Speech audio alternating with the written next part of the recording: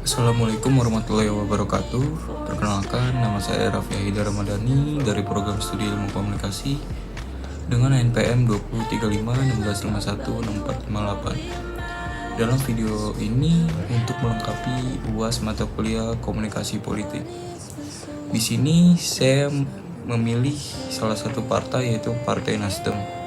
Kenapa Partai Nasdem? Karena belakangan ini Partai Nasdem tengah dibayangi dengan isu-isu yang sangat ramai. Yang terakhir kita dengar di berita yaitu kadernya terkena kasus korupsi, yaitu Johnny Plate. Dan juga baru-baru ini Nasdem mengusung Anies Baswedan untuk menjadi Capres 2024 nanti. Bakal calon presiden Koalisi Perubahan untuk Persatuan Anies Baswedan berkegiatan dalam beberapa hari dengan mantan Menteri Kelautan dan Perikanan Susi Pujiastuti. Di Pangandaran, partai pendukung Anies memiliki sikap masing-masing soal potensi Susi menjadi cawapres Anies. Momen pertemuan Anies dan Susi Pujiastuti diunggah Anies di media sosialnya dengan memposting fotonya di bibir pemandangan tepi pantai atau laut. Saat dimintai konfirmasi, Susi menyebutkan banyak hal yang dibahas. Salah satunya terkait kegiatan membuat minyak kemiri. Ketua DPP Nasdem Charles Meikasyah merespon pertemuan Anies Baswedan dan mantan Menteri KKP Menteri Pujiastuti di Pangandaran. Nasdem menilai pertemuan ini sangat menarik. Kenapa? Karena pertemuan dua tokoh ini sangat menarik. Keduanya adalah di bidang masing-masing yang sudah sangat diketahui publik, kata Charles saat diwawancarai oleh wartawan. Charles menyebutkan Susi sangat concern di bidang kelautan dan lingkungan. Anies juga pun merupakan sosok yang fokus juga di bidang pendidikan. Menurutnya, pemikiran kedua tokoh ini sangat baik untuk publik nantinya. Dua bidang yang sangat concern dan penting buat Indonesia ke depannya. Pasti mereka berdua akan berbicara tidak lepas dari hal-hal tersebut. Tentunya Indonesia ke depan yang jauh lebih baik. Kedepannya, pemikiran Bu Susi dan Pak Anies adalah tantangan sekaligus harus dijawab oleh anak zaman sekarang, termasuk pasca kepemimpinannya Bapak Presiden Jokowi nanti 2024. Pembahasan soal 2024 pasti ada. Apakah Bu Susi masuk radar pendamping Pak Anies, itu hak sepenuhnya Pak Anies. Mencari pendampingnya Bu Susi menarik sekali di mata publik. Di sini, partai yang lainnya turut membuka suara, salah satunya dari Partai Suara Demokrat, yaitu menanggapi potensi Susi Pujiastuti menjadi cawapres Anies Baswedan. Ketua Bapilu Demokrat Andi Arief menegaskan pihaknya belum pernah membahas peluang Susi menjadi cawapres Anies.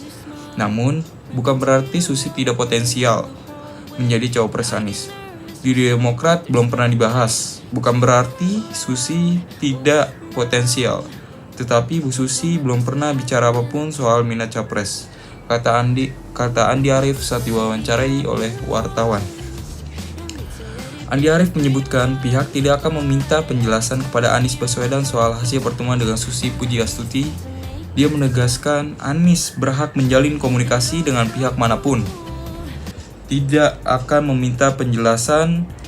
Anies sebagai politik berhak kepada siapapun dan bertemu siapapun. Dari sini juga partai yang lainnya turut berbuka suara, yaitu dari partai PKS. Juru bicara PKS Muhammad Iqbal merespon momen kedekatan Anies Baswedan dengan Susi Pujiastuti. Iqbal mengatakan kedua tokoh ini merupakan sahabat lama yang saling memberikan dukungan. Pak Anies dan Bu Susi adalah dua sahabat yang pernah sama-sama di kabinet. Bahkan Anies adalah orang yang mendorong Bu Susi untuk bisa ikut program kejar paket hingga mendapat ijazah SMA, kata Iqbal usai konversi persnya. Di sini, Nasdem juga menegaskan atau membuka suara bahwa ia tidak ada masalah dengan partai PDIP. Semua itu masih positif, tetapi saya yakin dan percaya untuk kepentingan bangsa dan negara ini, kemajuan bangsa Indonesia tentu saya rasa tidak ada yang perlu dipersoalkan.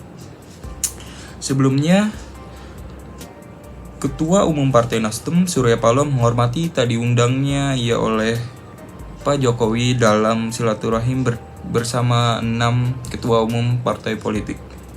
Menurut ia, mungkin Jokowi menilai Partai Nasdem tak ada lagi berada di koalisi pemerintahannya. Saya bisa pahami itu tak diundang ke istana.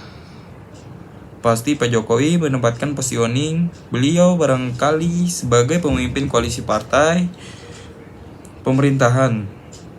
Ya, dan beliau tidak menganggap lagi Nasdem di dalam koalisi pemerintahan untuk sementara. Usai wawancara Surya Paloh kepada media atau wartawan.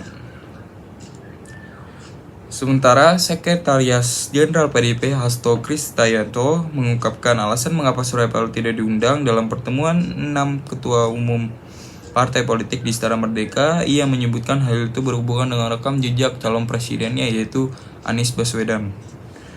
Kenapa?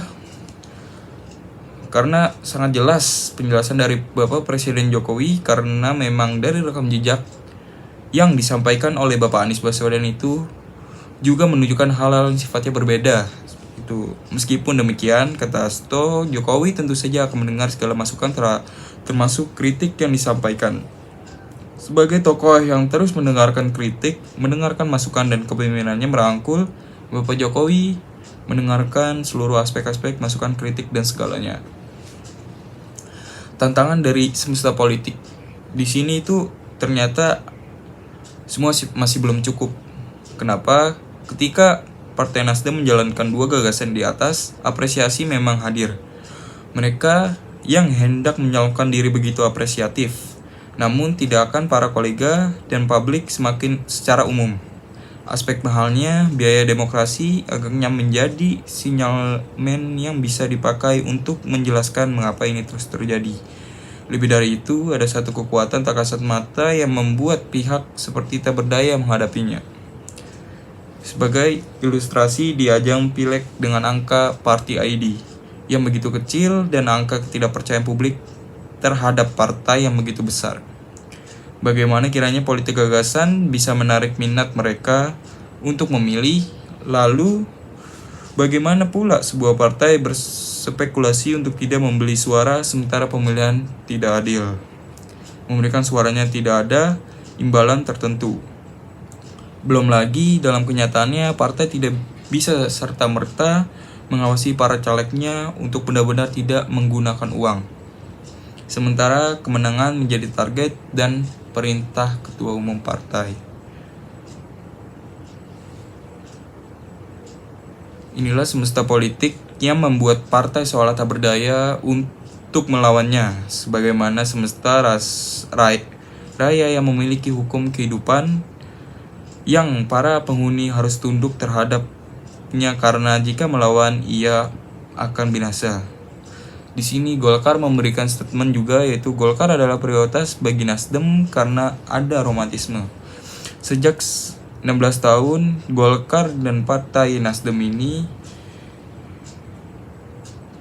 hubungannya baik-baik saja, kan, antara keduanya itu tentang bagaimana menghadapi ketidakpastian situasi di tahun 2024 yang akan mendatang. Selain itu, keduanya juga bersepakat untuk tetap solid dalam menjalankan pemerintahannya di bawah Presiden Joko Widodo. Modal pokok yang menghadapi situasi tidak menentu ini adalah stabilitas politik. Kita harus tetap solid, apalagi pemerintah Indonesia sedang mendapatkan kepercayaan dunia pasca G20. Cukup sekian dari saya. Wassalamualaikum warahmatullahi wabarakatuh.